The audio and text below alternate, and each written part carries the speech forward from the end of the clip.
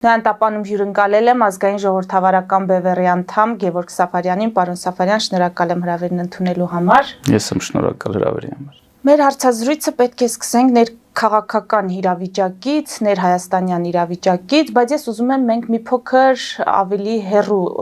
գնանք։ 2018 թվականից փաստացի նոր իշխանություններ եւ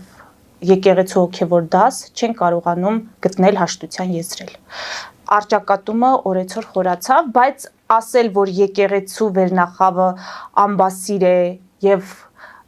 նույնը ասել պետության ներկայիս ղեկավարության մասին մենք չենք կարող ասել։ Երկու կողմերն էլ իրենց ներկայացուցիչներով ունեն իրենց խնդիրները, ունեն իրենց մեղքերը, ունեն իրենց սխալները։ Հիմա փորձենք հասկանալ, ինչու չեն կարողանում այս մարդիկ գտնել հաշտության եզրեր։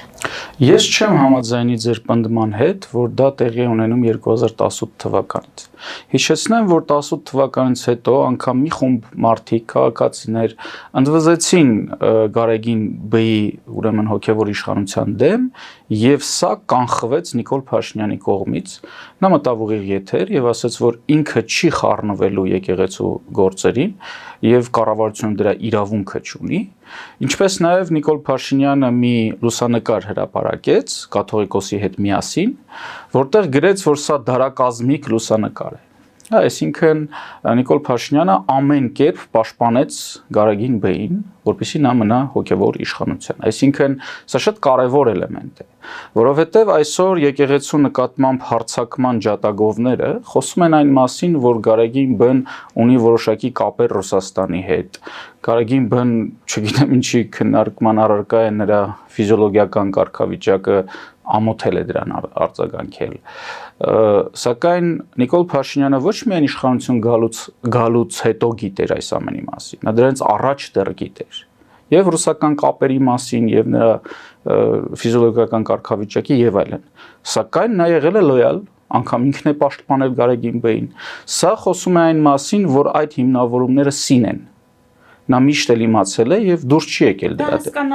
Այդ դեպքում հարց է առաջանում, իսկ ինչու ինչ որ մի կետից իշխանությունները սկսեցին հալածել եկեղեցուն։ Եվ տեսնենք որ կետերն են դրա։ Եկեղեցուն թե հոգևորականին։ Ոչ, եկեղեցուն է հարվածը գնում, ոչ թե ինչ որ առանձին անհատների, որովհետեւ կրկնում եմ, անհատների մասին նրանք գիտեին միշտ։ Սա տեղի ունեցավ Թուրքիա այցելությունից առաջ եւ մանավանդ հետո։ Սա տեղի ունեցավ Ադրբեջանի հոգևոր առաջնորդի հալածանքներից անմիջապես հետո եւ երկրորդ փուլը, երբ որ սկսեց Նիկոլ Փաշինյանի հալածանքներին, նույնպես հալածանքները սկսեցին Փաշիզադեի գործողությունից անմիջապես հետո։ Այսինքն մենք տեսնում ենք, որ իշխանությունները թուրք-ադրբեջանական ենթակա լինելով հարվածում են հայ առաքելական եկեղեցուն։ Ինչու է դա տեղի ունենում։ Ընդհանրապես վերջերս մենք երկու գործողություն տեսանք, թե ինչպես ուրեմն Կանադայի ղեկավարը հանդիպեց հայ առաքելական եկեղեցու ներկայացուցիչին եւ մենք տեսանք, թե ինչպես ԱՄՆ-ի փոխնախագահը այցելելով ուրեմն Երուսաղեմում հարության տաճար նաև այցելեց հայ առաքելական եկեղեցու, այսպես ասենք, վերահսկողության կամ գտնվելու վայրը եւ հանդիպեց մեր հոգեվորականներին։ Սա ցույց է տալիս, որ հայ առաքելական եկեղեցին աշխարհում հանդիսանում է շատ խոշոր գործիք չեմ ուզում ասել, շատ խոշոր բովանդակություն ունեցող կառույց, որի միջոցով մենք կարող ենք մեծ ազդեցություններ ունենալ անգամ աշխարհի ղեկավարների նկատմամբ, չէ՞ որ այնտեղ մի շարք հարցեր են քննարկվում, երբ որ հանդիպումներ են տեղի ունենում։ Սա հասկանում է նաև Թուրքիան, սա հասկանում է նաև Ադրբեջանը, եւ նրանք ամեն կերպ, իդեպ Թուրքիայի պարագայում միշտ եղել է այդ խնդիրը, միշտ դրվել է Հայաստանի իշխանությունների դեմ խնդիր հնարավորինս ճնշել հայ առաքելական եկեղեցուն, մանավանդ Սփյուռքում իր կամ արտասահմանում իր գործունեությունը։ Եվ սա է տեղի ունենում։ Շատ կարևոր բան ասացիք ազդեցության առումով եկեղեցու։ Հիմա եկեղեցին մի փոքր շեղվում ենք ընթացիկ զարգացումներից, բայց կարևոր է իմ կարծիքով, եթե ունի այդպիսի հզոր ազդեցություն այլ երկրների, ազդեցիկ երկրների ղեկավարների կարծիքի վրա ձևավորման իմաստով, հիմա դա օգտագործվեց, այդ ներուժը պատշաճ օգտագործվեց Արցախի պատերազմի օրվանից ի վեր շրջափակման ժամանակ։ Իսկ ինչու պատերազմից ի վեր, իսկ դրանից առաջ օգտագործվեց ոչ, այդ ժամանակ օգտագործվեց ոչ։ Ինչու չօգտագործվեց։ Ինչու չօգտագործվեց, որովհետև Փաշինյանը խանգարեց Գարեգին Բ-ին։ Նաև Այսինքն իշխանությունները համենայն դեպս ուրեմն չդիմեցին նման հարցով եւ եթե լիներ նման գործողություն կխանգարեն, բայց խնդիրը ինչու՞մ էր։ Արցախը հանձնում էր Ռուսաստանը։ Եվ բոլոր այդ գործողությունների հիմքում ընկած էր ռուս-թուրքական պայմանավորվածությունները։ Իսկ եկեղեցին առնվազն իր վերնախավով շատ խիստ կապեր ունի Ռուսաստանի հետ, ինչպես ամբողջ ռեժիմը։ Գարեգին Բ-ն եղել է նախկին իշխանությունների ջատագովը, սատարողը եւ անգամ իր հոտին հորդորում էր գնալ եւ այդ իշխանությանը ընտրել եւ այլն։ Այսինքն նա այդ նույն ռեժիմի, այսինքն ռուսահպատակ ռեժիմի մի մասն է եղել։ Սա է պատճառը, որ այսօր ընդհանուր արդեն զավեշտի է հասնում։ Պարլամենտական փոքրամասնությունն ու մեծամասնությունը ինչ-որ զրույց են վարում եւ երկուսն էլ պնդում են, որ Հայաստանը ունի 29840 կիլոմետր։ Այսինքն երկու կողմերը վարում են այն քաղաքականությունը, որը թելադրված է Ռուսաստանից։ Խոսքը գնում է սովետական Հայաստանի մասին, Ռուսա-Հայաստանի տարածքի մասին է գնում։ Այսինքն եւ նախկինները եւ ներկաները առաջ են տանում այն հայեցակարգը, այն օրակարգը, որը դեռ 100 տարի առաջ դրել են ռուսներն ու թուրքերը մեր առաջ։ Հիշեցնեմ, որ մեր հարևանները այդ օրակարգից դուրս եկան, անգամ թուրքահպատակ Ադրբեջանը իրեն ճանաչել է առաջին հանրապետության իրավահաջորդ, Վրաստանը իրեն ճանաչել է առաջին հանրապետության իրավահաջորդ, բայց մեր եւ պարլամենտական մեծամասնությունն ու փոքրամասնությունը խոսում են սովետական, ռուսական Հայաստանի մասին։ Սա է պատճառը, որ նաեւ եկեղեցին իր ազդեցությունը չօգտագործեց եւ գաղթականների հարցով, որը արդեն նաեւ խիստ բարոյական դաշտում էր մարդասիրական դաշտ, բարոյական դաշտում էր գտնվում եւ ես հիշեցնեմ, որ երբ որ հենց գաղթականների եւ ցեղասպանության ենթարկված այդ մարդկանց հարցը քննվում էր ԱՄՆ-ի կոնգրեսում, կոնգրեսականներից որոշները այսպիսի ձևակերպումներ թույլ տվեցին 120,000 քրիստոնյաներ ստիպված եղան լքել իրենց տները։ Այսինքն մենք տեսնում ենք, որ քրիստոնեայության գործոնը ինքը նաև քաղաքական գործոն է, որովհետև կոնգրեսմենը նման ձևակերպում է անում։ Եվ այո, այստեղ հարց է առաջանում, իսկ ուր էր Հայաստանի Հանրապետությունը նման քննարկումների ժամանակ, որտեղ կարող էր նաև օգտագործել հայ ժողովրդի քրիստոնյա լինելու հանգամանքը եւ ուր էր հայ առաքելական եկեղեցին։ Երկուսն էլ գտնվում էին ռուսահպատակության ներքո եւ ձենները կտրած նստած էին։ Իսկ հիմա ինչի դեմ է պայքարում Գարեգին Բ-ն կամ եկեղեցու վերնախավը, եթե Նիկոլ Փաշինյանը նախկիների հետ ձեր ասածով սինխրոն աշխատում են, համագործակցում են, շարունակում են մնալ ռուսահպատակը, ընդվզումը այդ դեպքում ինչի դեմ է։ Նախ առաջինը որտեղ ենք մենք տեսնում եկեղեցու կողմից ընդվզում։ Հայտարարությունները, որ պետք է իշխանափոխություն լինի, որ երկրին նոր իշխանություններ, նոր լուծումներ են պետք, որ այս իշխանությունը ազգակործան է, այսինքն այն թեզերը, որոնք ընդդիմությունը հայտնում է եւ այդպիսով նախ եթե մենք օրինակ Կիլիկիո կաթողիկոսը հայտարարեց, որ անհրաժեշտ են նոր քաղաքական ուժեր եւ նոր այսպես են քաղաքական էլիտա երկրի համար։ Սա ինչ է, սա բացարձակ ճշմարտությունն է։ Անհրաժեշտ է, այո, անհրաժեշտ է։ Չէ, ես կաթողիկոսին նկատի ունեմ։ Կաթողիկոսի օրհնությամբ երկու բարձրաստիճան հոգևորական, ընդ որում Բագրատ Գալստանյանը շարժում սկսեց։ Սա իշխանափոխության շարժում է։ Նայեք, Բագրատ Գալստանյանը դրա իրավունքը ունի եւ արել է։ Կաթողիկոսի օրհնությունը առնվազն հրապարակային մենք չենք տեսել, բայց այստեղ հարց է առաջանում, իսկ ինչի են տեղի ունենում այդ ճնշումները, թե փողոցում որոշակի մարդկանց զանգված է հավաքվում։ Իդեպ, երբ որ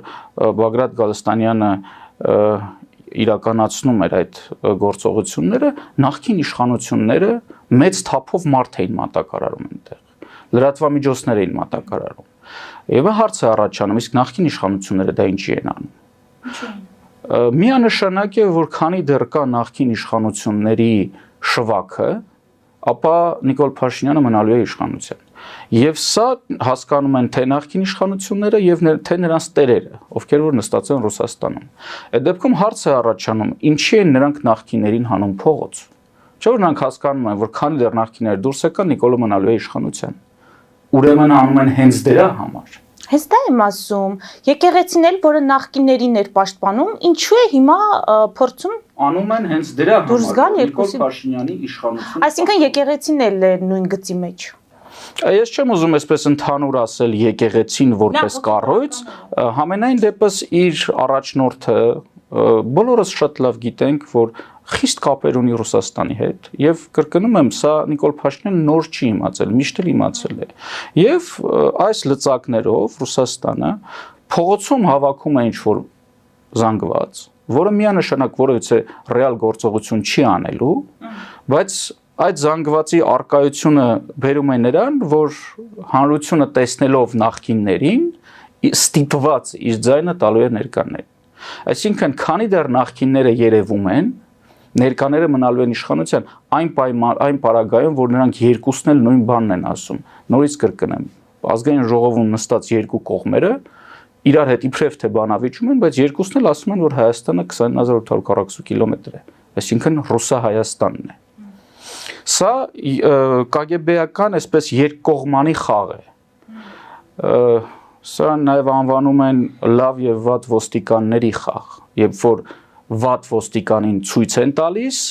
եւ ասենք հարցաքննողը սկսում է պատասխանել, կնեք վատ ոստիկանին ցույց են տալիս եւ հարցաքննողը սկսում է պատասխանել լավ ոստիկանի հարցին։ Հիմա ռուսները նույն բանն են անում։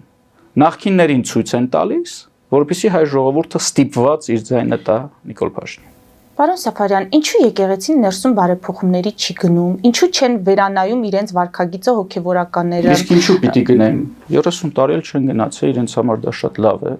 Այստեղ պիտի դրվեն խնդիրներ։ Նախ եւ առաջ հանրության, բայց երբ որ մենք կունենանք ազգային պետություն, նաև պետության կողմից ոչ այսպիսի կլոունադաներով, որտեղ պետությունը ուղիղ կերպով միջամտում է եկեղեցու գործերին եւ եկեղեցին դարձնում է քաղաքական գործընթացների մի մաս։ Երկրի վարչապետ կոչեցյալը կազմակերպում է եւ իր կուսակիցների միջոցով կազմակերպում է արշավ դեպի Հովանավանք։ Սա բացառապես քաղաքական գործընթաց էր եւ որևիցե կապ չուներ հոգեվոր դաշտի հետ եւ սա այս ամեն ինչը անթույլատրելի։ Բայց երբ որ մենք կունենանք ազգային իշխանություն մեր երկրում, եւ այդ իշխանությունը եկեղեցու հետ համագործակցելով պիտի բարձրացնի այս հարցերը, որ այն գործընթացները, որոնք 30 տարի գնացել են հայ առաքելական եկեղեցում, թույլատրելի չեն։ Բայց նորից եմ կրկնում, այդ նուրբ սահմանը, որը այդտեղ կա, որ իշխանությունը իրավասու չէ մտնել եկեղեցու գործերի մեջ, այս սահմանը պիտի պահպանվի։ Շատերը կարծում են, որ դա հնարավոր չէ, դա հնարավոր է։ Ուղղակի պետք է ունենալ համապատասխան քաղաքական գիտելիքներ, պետք է ունենալ կառավարման համապատասխան գիտելիքներ, եւ ամենակարևորը իրավական համապատասխան գիտելիքներ։ Երբ որ մարդուն եկեղեցուց բերանը փակելով դուրս են բերում, սա նրան խոշտանգման եւ նրա խոսքի ազատության կոպտագույն խախտում է։ Եթե մենք իրավական դաշտում ենք նայում, եւ սրա մեկնաբանությունները իշխանական կամ պրոիշխանական դաշտից մենք լսում ենք, որ դա սադրանք էր, մենք սադրանքը կանխեցինք եւ այլն, սա անհեթեթություն է, սա իրավական մոտեցում չէ։ Ինչ պետք է անեին, թողնեին, որ այդ մարդը անընդհատ բղավեր Ինչ պետք է անեն պետական աշխատողները։ Նախ, ուրեմն վարչապետի անվտանգությունը ապահովող մարդիկ իրավասու են գործողություն կատարելու բացառապես այն դեպքերում, երբ որ կա վարչապետի կյանքին կամ առողջությանը վտանգ։ Դիցուկ, եթե ինչ-որ մի մարդ Դա հասկանալի է։ Չէ, կներեք, սա շատ կարևոր է ով է գործողություն կատարել, որը դրա լիազորություն չուներ։ Եթե մի մարդ դիցուկ գնա կանգնի վարչապետից անվտանգ հեռավորության վրա եւ ամենավերջին հայհոյանքները հնչեցնի վարչապետի նկատմամբ, նրա անվտանգության աշխատողները իրավունք չունեն միջամտելու։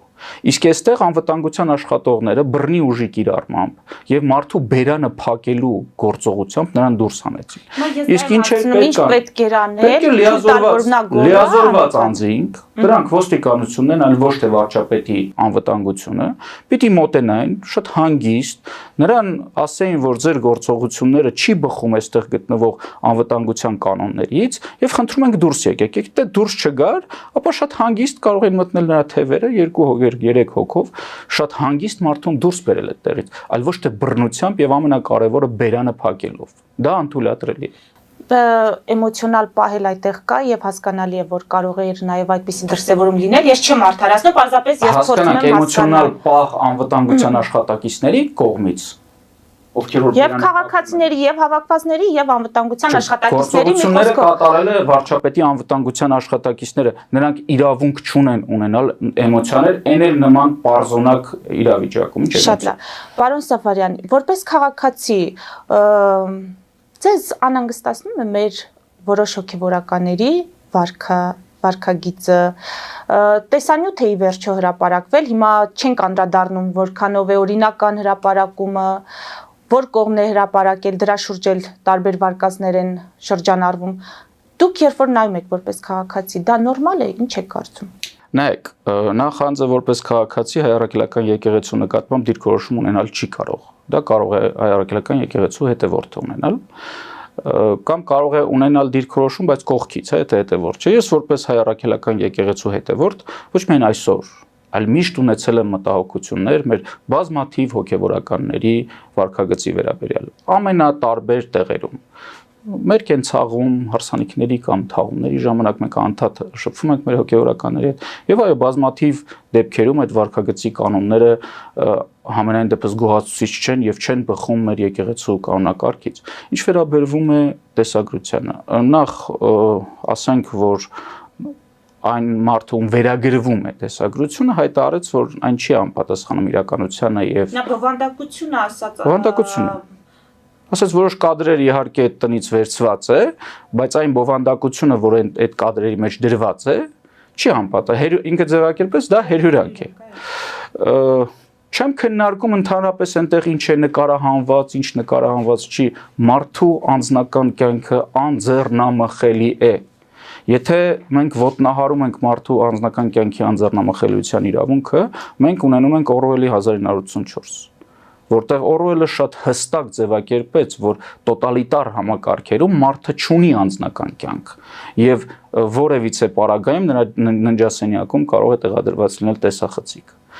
Այստեղ է խնդիրը, որ միանշանակ սա պետության կողմից կատարված գործողություն է, որովհետև հիշեցնեմ, որ նմանատիպ բովանդակություն ունեցող հրապարակում վարչապետն էր արեք, հերոտ կնոջը գնա եւ ինչ որ մի ձևակերպում, ակնհայտորեն մենք տեսնում ենք, որ KGB-ն, ՊԱԿ-ը մտնում է մարդկանց անձնական կյանք եւ հերիք չի այդ անձնական կյանքը այնտեղ նկարահանում է։ Ես չեմ պնդում, որ տվյալ դեպքում դա է եղել։ Նաև հղում կատարելով տվյալ հոգևորականն ասաց, այո, կադրեր վերցրել են, հետո այդ կադրերի վրա երևի թե արհեստական բանականության միջոցներով ինչ որ բան են սարքել։ Չեմ էլ քննարկում սարքել են, չեն սարքել, ճիշտ է, սխալ է, մտել են մարդու անձնական կյանք եւ հրապարակել են։ Սա տոտալիտարիզմի էլեմենտներ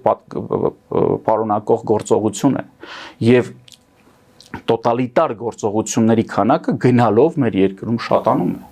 Շատ լավ, պարոն Սաֆարյան, ամփոփենք Ալիևի որոշումով հայտարարությունով, որ Հայաստանի համար այդ տարանցման արգելքը հանվում է Հայաստան բեռների համար։ Ինչու է Ալիևը գնում այսպիսի որոշում։ Մի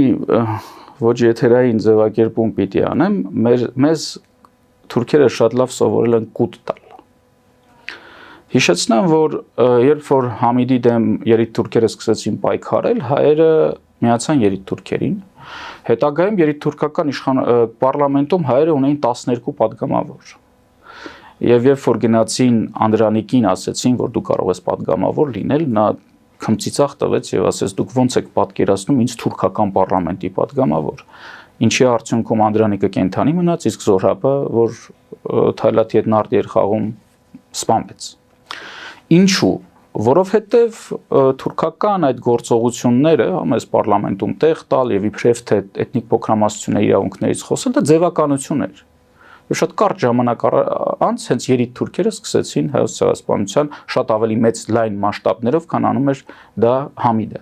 Այսօր ինչ են անում նրանք։ Նրանք գործողություններ են կատարում, որով փորձում են խաղաթուղթ տալ իրենց ներկայացուցիչներին Հայաստանում, այսինքն արկա իշխանություններին եւ Նիկոլ Փաշինյանին, որ նա կարողանա ընտրություններում հաղթել։ Ասելով, որ տեսեք եկել է խաղաղությունը, տեսեք մեզ համար ճանապարհներ են բացում, հա, եւ ինչի համար ինձ ձայն տվեք, որովհետեւ ես խաղաղություն եմ բերում։ Այն բանից հետո, երբ որ նրա իշխանությունը կամրապնդվի, արդեն եւ նրա միջոցով եւ արտաքին ճնշման արդյունքում թուրքերը նորից կհասնեն այն ամենին, ինչին իրենք ուզում են։ Հերթական անգամ մեզ կուտ են տալիս։ Եվ իշխանության ներկայացուցիչները ամենայն լրջությամբ հայտարարում են, իսկ լավ է արդյոք հարց են բարձրացնում, որ Ադրբեջանի տարածքով ցորեն է գալիս Հայաստան։ Թշնամու տարածքով հաց բերելը կարող է ընդհանրապես որևիցե մի ֆորմատում լավ համարվել։ Ամենայն դեպս ես այդպիսի ֆորմատ չեմ պատկերացնում, որ դա կարող է համարվել լավ։ Շնորհակալ եմ։